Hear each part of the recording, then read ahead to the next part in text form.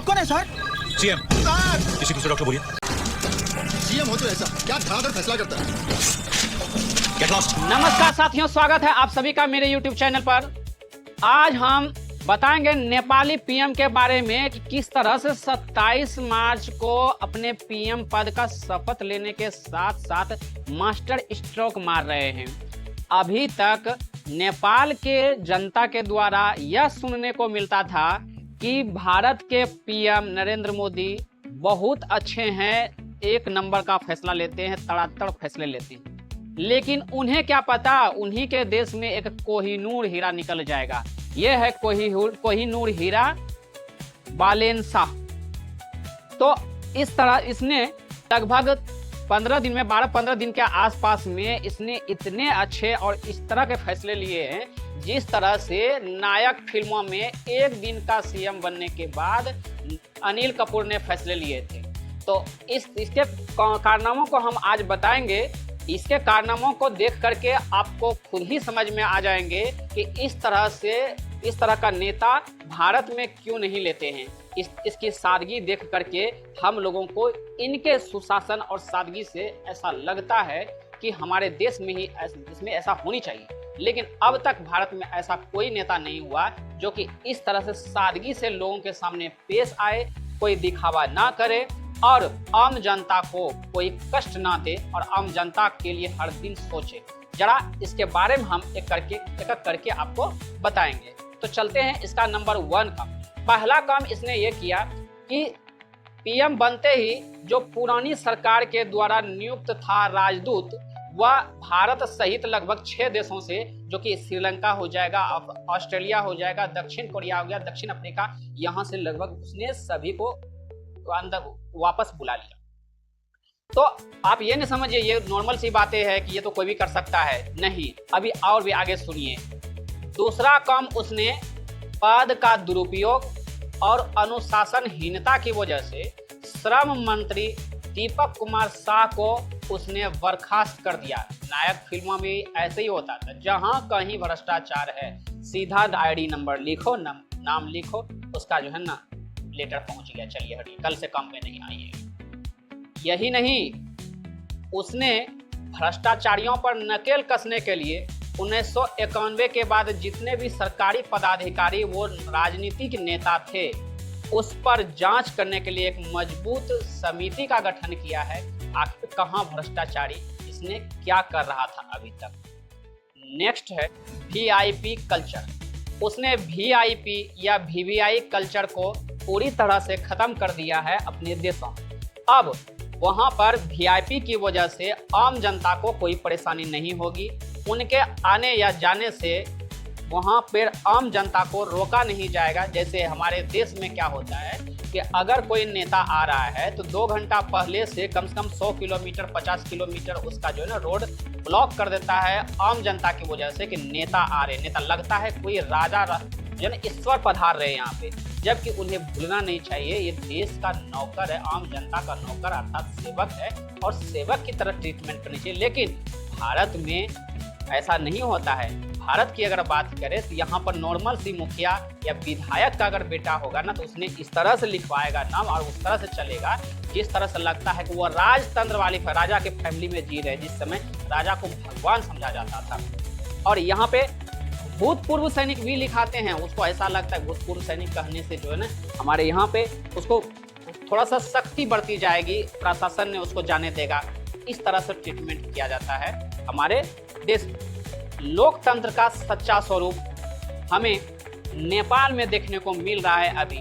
जिस तरह से नेपाल के पीएम घर घर जा करके आम आदमी से इस तरह से मिल रहे हैं कि वास्तव में वो उसका सेवक हो। नॉर्मल सी खटिया पर बैठना, साधारण सी, कोई ठाठ बाट नहीं जाए, उसका भले सेक्रेटरी गार्ड है इनके, लेकिन आम आदमी से इस तरह से मिल रहे हैं जैसे कि अपना बिछड़ा हुआ दोस्त है, इस तरह से मिल रहा है वो। तो काहे न ऐसे प्रधानमंत्री को लोग चुनेंगे, लोग तो यही चाहते हैं और लोगों को चाहिए क्या। लेकिन भारत का एक भी ऐसा प्रधानमंत्री और मुख्यमंत्री के नाम बता दीजिए। एगो हिमंता बिस्व शर्मा को हम देखते हैं, लेकिन घर घर तो जाकर के नहीं, लेकिन वो खुलेआम मिल लेते हैं पब्लिक के बीच। लेकिन इसके अलावे आज तक कोई सीएम और पीएम भारत में नहीं हुआ जो कि आम जनता के बीच में बिना कोई ठाठ बाट करके, बिना भीड़ लगाए वह आम जनता से, साधारण परिवार से मिल सके, साधारण से चेयर पर बैठ सके। ऐसा कभी नहीं हुआ है। इसके अलावे नेपाल के पीएम ने मीडिया नीति में सुधार करते हुए अपने मंत्रालय को यह निर्देश दिए हैं कि वह कोई भी सूचना सरकारी मीडिया के थ्रू आम लोगों तक पहुंचाए। और एक महत्वपूर्ण फैसला जो कि भारत में लंबे समय से मांग की जा रही है, उनका एक अंश भी नहीं हो सका है, जबकि ये 10 दिन के पीएम बनने के साथ ही काम करके दिए। वो काम है कि सरकारी स्कूल में सभी नेताओं के बच्चे और सभी अधिकारियों के बच्चे पढ़े और प्राइवेट स्कूल को पूरी तरह से प्रतिबंधित कर दे। इससे क्या होगा, सरकारी स्कूल में सभी बच्चे जब पढ़ेंगे तो सरकारी स्कूल जो बदनाम हो चुके हैं अब तक, वो तुरंत सुधर जाएंगे, क्योंकि बड़े बड़े अधिकारी, बड़े बड़े नेताओं का जो बच्चा वहां पढ़ेंगे तो खुद ही ध्यान देंगे। ऐसे में वह राज करने के लिए कि अगर बेवकूफ बना रहेगा आम जनता तो हमको ज्यादा दिन तक सत्ता करने का मौका मिले, इसलिए उसने सरकारी स्कूल में कभी जांच के लिए जाते ही नहीं है, कभी देखते ही नहीं है आखिर सरकारी स्कूल में हो क्या रहा है। जैसे अगर बिहार की ही बात करें तो अभी जितने भी बिहार के लगभग स्टूडेंट है, आप कमेंट करके भी बताइएगा, जो इंटर स्टूडेंट है या मैट्रिक का स्टूडेंट है, और खासकर जो ट्यूशन पढ़ाने वाले जितने भी टीचर है, आप इस चीज को महसूस करके बताइएगा, कमेंट में जरूर लिखिएगा कि आजकल बच्चों के भावनाओं में यह बैठ गया है, तुम पढ़ो नहीं पढ़ो, कम से कम पास कर जाओगे, चाहे डिवीजन कोई आए, लेकिन बिहार में बच्चा पास कर जाता है। इसका मतलब क्या हुआ है? इसका मतलब है कि बच्चों का क्वालिटी नहीं देखी जाती है, उसके अंदर में जो प्रतिभाएं हैं उनके अनुसार उसको सर्टिफिकेट नहीं दिया जाता है, बल्कि ऐसा लगता है कि राशन कार्ड के अनुसार दे रहा है, ले लीजिए, हो जाइए, जाइए, हो गया काम, एक राशन कार्ड थमा दिया, हो गया।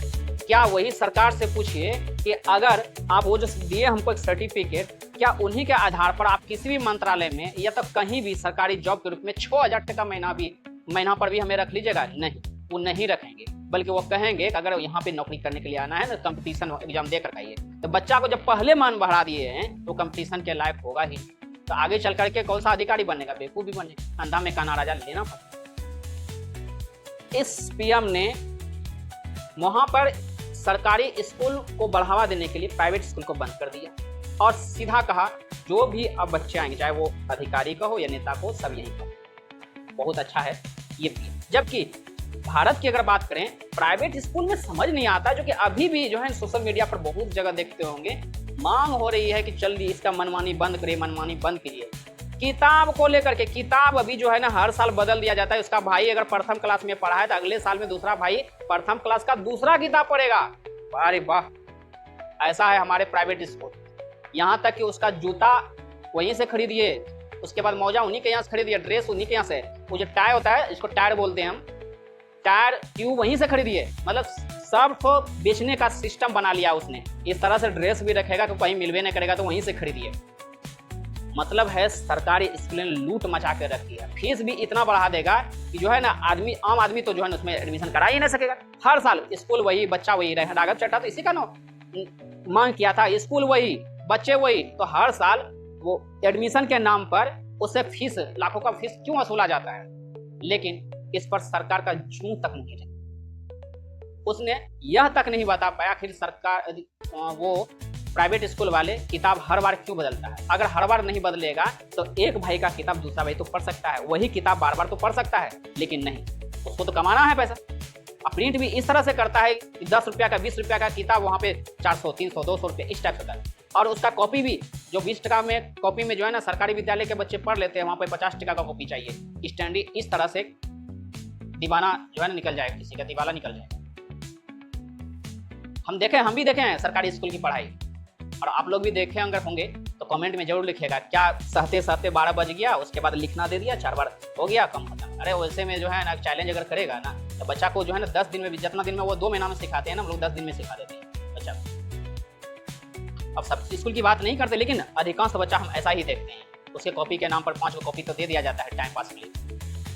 अभी भी अगर सरकारी विद्यालय के बच्चों पर ध्यान दिया जाए तो उसी कोयला में, उसी कीचड़ में, कोयला में हीरा और कीचड़ में कमल निकलेगा। लेकिन हमारे यहाँ कीचड़ में कमल नहीं देखा जाता है, कोयला में हीरा नहीं देखा जाता है, उसमें ढूंढा ही नहीं जाता है, बल्कि कोयला को ही हीरा मान लिया जाता है और कीचड़ को ही कमल मान लिया जाता है। बस हो गया आपका निखरा हुआ चीज, बस यही चीज है। जबकि आप ये बहुत सारे लोगों से कहते हुए सुने होंगे कि जो ये आज प्रतिभा दिखा रहा है स्टेज पर, ये इतना इंटरनेशनल खिलाड़ी बन गया, वैसा ऐसा प्रतिभा गांव में जो है ना बिखरा पड़ा हुआ है। जैसे तैराकी की ये बात करें, भले पढ़े लिखा नहीं हो, तैराकी में एक नंबर है कि सर 1 किलोमीटर गंगा जी नदी को पार कर लेता है, वो तैराकी नहीं है, लेकिन उनकी प्रतिभा निखारने के लिए कोई नहीं। भाला फेंक वाला जो खेल होता है, क्या वैसा प्रतिभा गांव में नहीं है? लेकिन नहीं, उनको उसकी प्रतिभा को निखारने वाला कोई नहीं। बाकी आप इस विषय पर क्या सोचते हैं? क्या नेपाल के प्रधानमंत्री की तरह भारत में भी सीएम पीएम होनी चाहिए? क्या इसके फैसले से आप लोग खुश हैं? क्या इन्हीं के तरह भारत में भी फैसले होनी चाहिए? आप कमेंट में जरूर बताएं। अगर इसी तरह का अच्छे फैक्ट और सच्चाई भरे वीडियो आपको चाहिए तो मेरे चैनल को सब्सक्राइब करें, अपने दोस्तों के साथ शेयर जरूर करें। धन्यवाद।